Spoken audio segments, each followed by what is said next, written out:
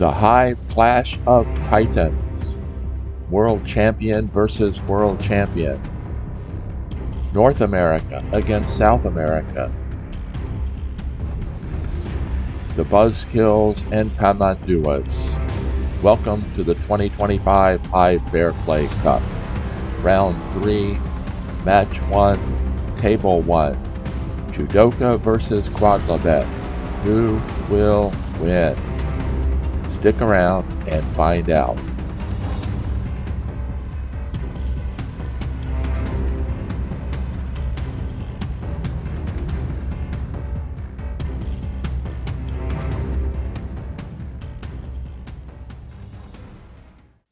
Greetings, Hive fans. Randy Ingersoll here, and as always, I am here helping you play Hive like a champion. And I've got a lot of assistance today because we've got a game, the second game in a 2-game match in this Hive Clash of Titans. We've got we have 4-time world champion Quodlibet versus 4-time world champion Jewdoka in game 2. This should be exciting. Game 1 was a 211 ply marathon won by Jewdoka. There's a link right over there to that game and the commentary about that game. But this game is game 2. Will Quodlibet fight back and draw the table? Or will Jewdoka draw or win and win the table? This is from the 2025 Hive Fair Play Cup. This is the Buzzkills represented by Jewdoka against Tamanduas represented by Quodlibet. So let's take a look and see what happens. Quodlibet opens with a pill bug, and this is not one of the more common openings, but it's one of the things I love about Hive. Hive is still very early in its infancy, and there's a lot of deep opening theory study that still has yet to be made. And I've been using the pill bug opening a lot recently. So I like to see Quodlibet using it too. That shows that maybe we're on the same wavelength, although I'm not anywhere near the same quality of him. That's for absolute certainty. So let's go ahead and see what happens. Jewdoka opens with a ladybug, which is the most common opening bug. Queen follows in line. And I think this might have been an opening that has been made popular by Louise, one of the Tamanduas teammates of Quodlibet. And I did a video on that not too long ago. And I think I might be able to put up another link, so it's right over there. Jewdoka follows with the mosquito, the ant, and the pill bug. This is interesting, and this may not be such a great idea for Jewdoka here, but we will see what happens. Because if you notice, mosquito comes in, and finally the queen comes in. This is again, black is playing a buffered opening, which is becoming more and more common. And as always, I'll post the standard Hive opening encyclopedia or shoe designation right down there. So let's see how it continues. Quodlibet immediately attacks with the ant. This does a couple different things. One, of course, is it pins the queen down, but it also removes this spot as a spawn point. And that's one of the things you're always looking for is where can I move bugs? How can I place bugs to reduce my opponent's possibilities? Black plays an ant. And this is one of the reasons why I think that maybe this placement with the mosquito in a bidirectional pin here very early was not necessarily a good thing, because there's no way that Jewdoka can stop the 2-beetle attack. One beetle comes in, it gets pinned, but there's nothing available to stop the second beetle once that second beetle comes in. And of course, when black spawns the second ant, this forces the beetle to climb up, otherwise it's going to get pinned. So it climbs up, and a black defending beetle comes in. That's almost required here because let's go back. If the black beetle is not there and allows the white beetle to come over, then black does not have any good defensive possibilities for his beetles.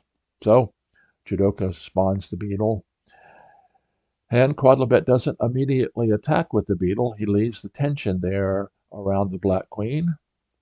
He brings in an ant, and this is a very interesting move here because we're going to see from Jewdoka in just a minute. This is what Jewdoka in his book, The Canon of Hive Groundwork, link down below if you haven't purchased one already, calls an instant double ant. Prior to this, the mosquito did not have ant power, but by placing the ant, white now has an ant and a mosquito with ant power. But Jewdoka uses a ring to stop the mosquito. Now, the mosquito doesn't have any power on its own to get out of the ring.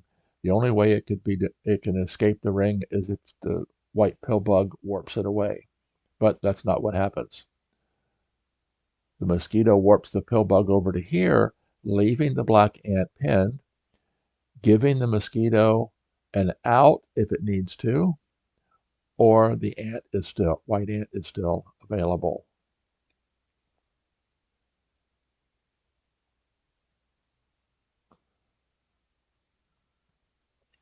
Ladybug slides over, keeping the mosquito from having ant movement. And then white takes advantage of that opportunity to pin the black beetle. But black immediately counters by a fill, and now the black beetle is not pinned. Mosquito warps the pill bug over. This keeps the pill bug in defensive position around the queen, but it also frees up the mosquito.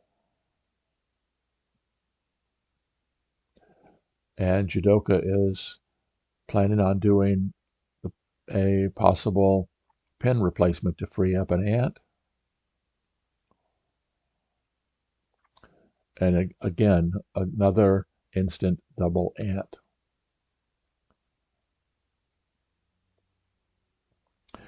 And rather than immediately pinning the ant, white attacks with the mosquito, which is threatening to climb up, and that would be devastating. So the black ant has to slide over and pin it. Now, very good white grasshopper placement here by Quodlibet. Notice the white grasshopper has two positions to go to. If perchance this black beetle moves, the grasshopper has an angle of attack to this kill spot. But more importantly, the white grasshopper has an angle to this spot, and then that would free the white beetle. If this were an ant, it could just slide over and keep the beetle pinned, but it's not, it's a spider. Showing a lot of difference between the abilities of a spider and the abilities of an ant.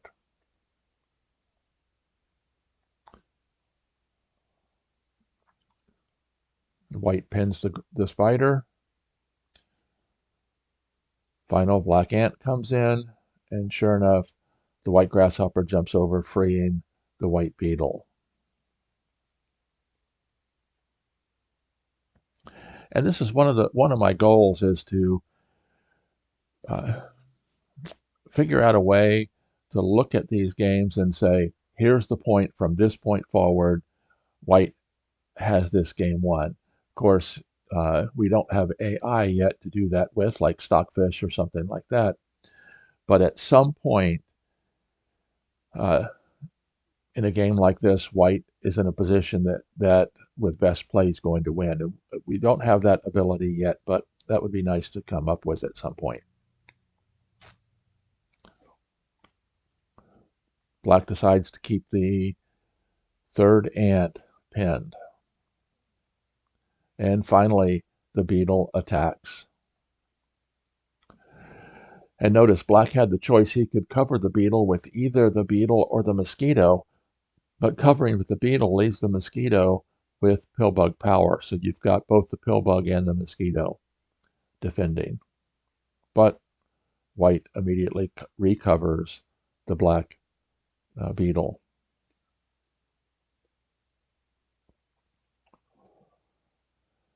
Black pins the ant, and also this was a direct drop spot that if white did elect a direct drop there, of course it would free the mosquito, but that could be devastating to black, so he stops that from happening.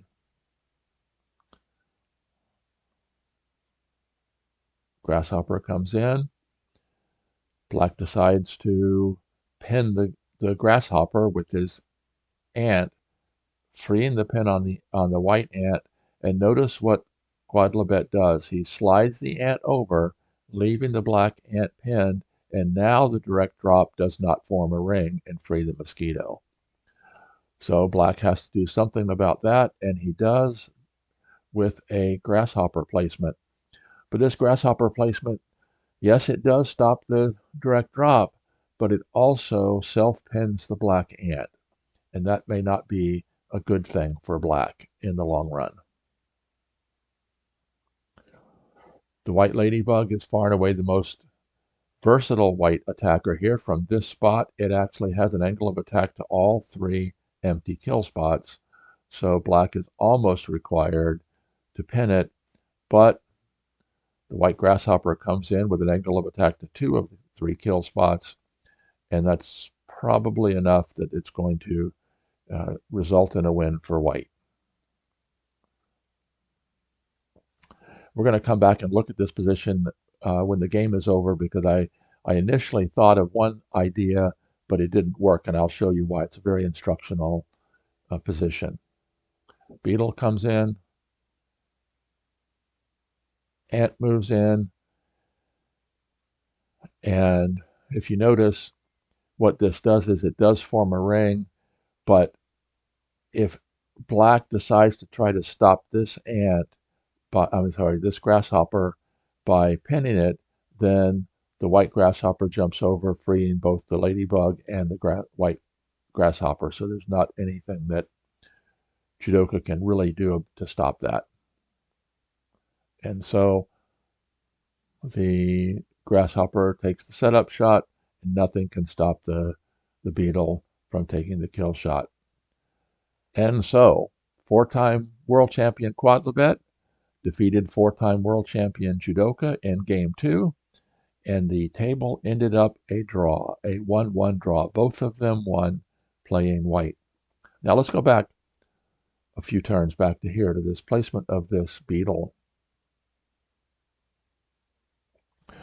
A very good concept in defending is that of pre-swamping. That's another term that was coined by one of these two players, world champion Jewdoka. That's Joe Schultz in his book, The Canon of Hive Groundwork. Notice this mosquito is pinned. However, if black can get a bug to here, we're going to ignore the white pill bug for a minute, but if black can get a bug to here, then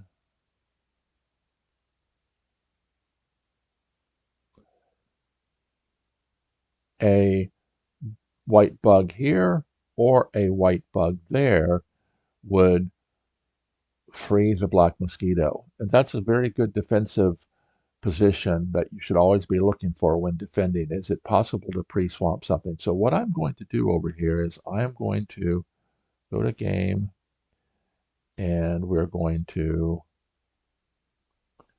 edit this.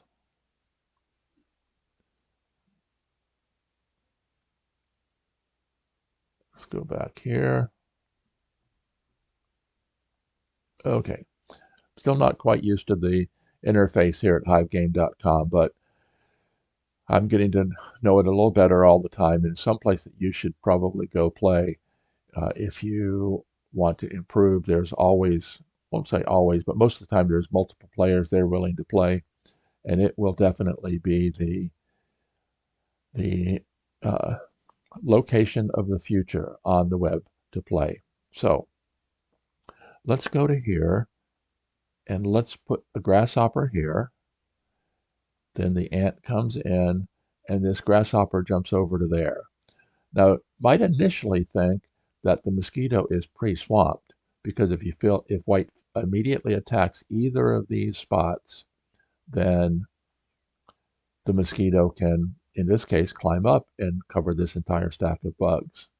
However, that's not the case in this position for two reasons. Reason one is the white pill bug could warp the ladybug away and do away with the pre-swamping, or the white beetle could climb over. If the black beetle covers it, white beetle continues to move over. So the stack of beetles on top of the queen essentially negates the pre-swamping. And so there's no question that back to this point, that Quodlibet was going to win, and sure enough, he did. Congratulations to Christian Galeas, aka Quodlibet, for winning this and tying this particular table. And so at the end of round 3, both these teams, the Buzzkills and the Tamanduas, were tied atop the leaderboard at 2.5 points out of 3.